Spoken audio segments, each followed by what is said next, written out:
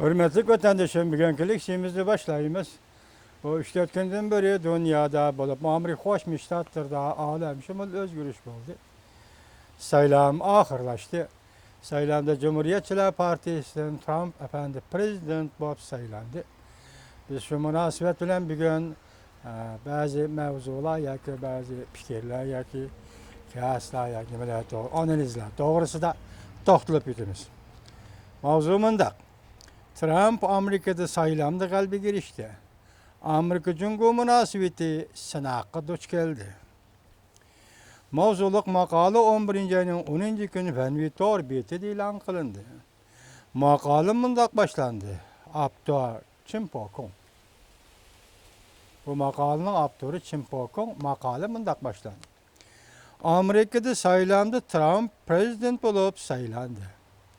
Nurgulluğun devlet başlıkları ve matbuatla bu saylamdan çüç his kıldı. Anbekip kaldı. Hatta hatırcamsizlendi. Lekin biz Amerika'da siyaset özgerger. Yallıkını kubul kılmasak bulmaydı. Bir nefer yani Amerika izimli merkez kılıdığan yeni bir nefer prezidentini kubul kılmasak bulmaydı. Hazırki dünya tragedileşken dünya diye ki tragedilik muhit içinde yaşavatkan dünyadır. Devlet içinde devlet kaşkısı, nadivizm ve milletçilik, yer şarı boyunca yer şarlışış dolkını, Angliyanın Avrupa İttifakı'dan çekinip çıkışı ve Avrupa'da götürülgen müstakillik hareketi, Şangay'da götürülgen müstakillik hareketi de ifadelenip kalmayı dünyanın tragedik haleti. Belki arkadan siyasi güçlüklerinin yani güçlük siyasi rehberlerinin hakimiyet beşiği kilişidir.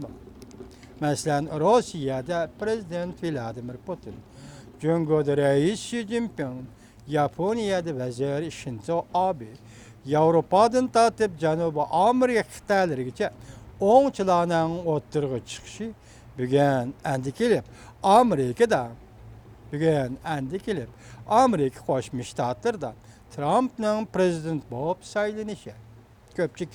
Bu hazırki dünyanın vaziyetidir. Eğer bundan 8 yıl burun Prezident Obama siyasi doğru buluş keyfiyat şeraiti içinde prezident bulup saylandı desek, onda 8 yıl ötkendiğin keyinki bugün günde Amerika'da Trump'ın prezident bulup saylanışı siyasi doğru buluş keyfiyatı karşı bir keyfiyat içinde saylandı deyişki buludur. Amerika halkı siyasette doğru buluştan bizar oldu. Daim söz düşüp durduğun insanperverlikten bizar oldu. Daim söz dinip durduğun insanperverlikten bizar oldu. Merdanılık ve merdanılık görüştüğün internasyonalizm ruhtan bizar oldu. Amerika halkı gerek bolğunu özemçilik. Yakki yaşaş. Amerika izem bulup kaldı. Başka devletler şunca şahsiyetçilik kılıp atıdı. Mesela Cumhuriyet'de biz o şahsiyetçilik kılıp bakaylı. Başka devletler prensipte nizamga hürmet kılmaydı. Prensipte nizamga hürmet kılmaydı. Prensipte nizamga hürmet kılmaydı mesela Cumhuriyet'de. Amerika bunda prensip nizamlardan endi yirak duruş gerek. Saylamdan keyin Prezident Trump Rusya Prezidenti Vladimir Putin'in tebrik telegrammasını tapşırıp aldı. Prezident Putin telegramada mındak degan. Amerika bilan quruluş karakterlik söhbet ötküzüşni, Amerika bilan birlikte hizmet qilishni xohlaymiz. Rusya bar kuchlar Rusya Amerika münasebetining yaxshilanishiga bar kuchini sarf qilmoqchi bo'ldi.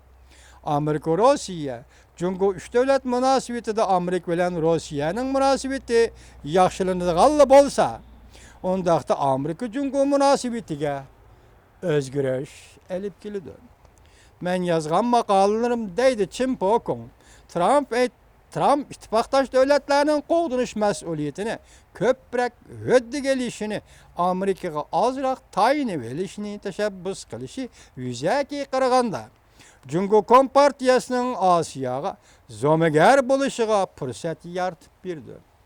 Lekin amaliyotda Beijing hukmronlarining qalb qattiq xotirjamsizlik elib keladi. Masalan, Koreya, Yaponiya qatorliq davlatlar atom qurollari bilan o'zini qo'g'dashga majbur bo'ladi.